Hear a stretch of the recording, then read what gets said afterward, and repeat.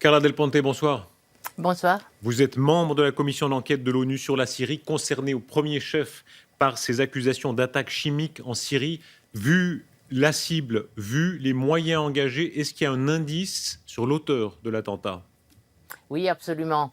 Ce qui est certain, c'est que c'était un bombardement aérien et aussi que c'est certain que c'était les Syriens, le régime syrien qui bombardait. Maintenant, on a su qu'en Turquie, ils ont fait des autopsies. Donc, une autre fait certain, c'est qu'il s'agit du gaz mortel, donc une arme chimique. L'usage de l'aviation, cela charge de manière décisive l'armée syrienne?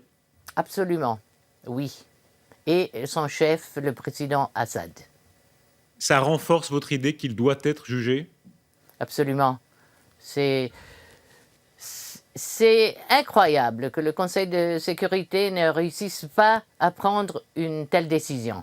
Parce qu'il faut justice pour ces victimes et encore plus justice pour tous ces enfants qui ont été tués.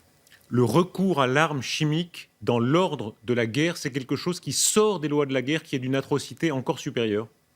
Exactement, surtout si on s'imagine que la Syrie a quand même ratifié la convention de la non-utilisation des armes chimiques. Donc, tout en sachant intentionnellement, ils ont frappé et ils ont frappé des civils.